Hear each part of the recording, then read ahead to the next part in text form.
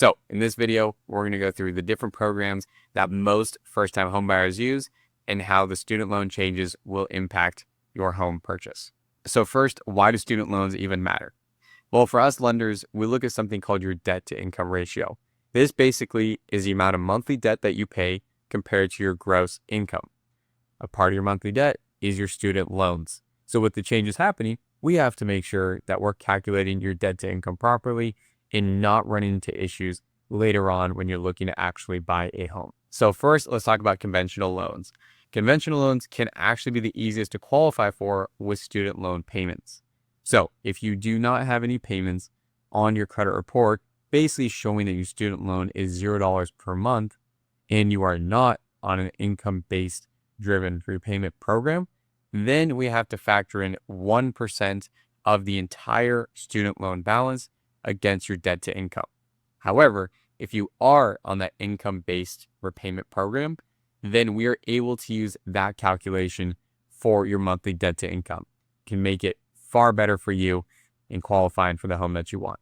Now, next would be an incredibly popular program that I use for first-time homebuyers, which is the FHA loan. So long as a number is reported on your monthly payment for your student loans, we can use that.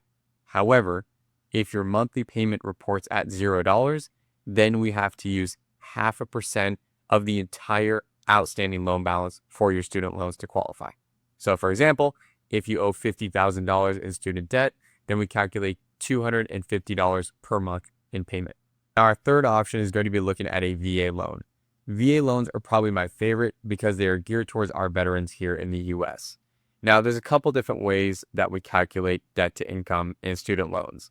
If payments are due within 12 months of closing on your home, then we take 5% of the entire outstanding balance. So let's say that you owe 10 grand in student loans, then we would take $500 in outstanding balance and divide that by 12. That gets you your monthly payment for the debt to income calculation that we have to factor in for student debt. However, if your payments do not start for 12 months or more, then we actually don't have to factor in that monthly payment to your debt to income. And so it leads us to the question, how do student loans really impact your home purchase?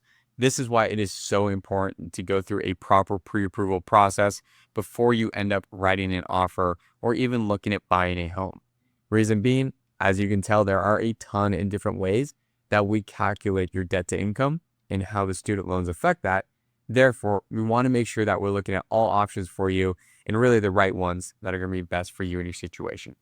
So if you have any questions about your specific scenario, feel free to reach out to me. My number is below or my email, and I'm more than happy to discuss each situation more in depth.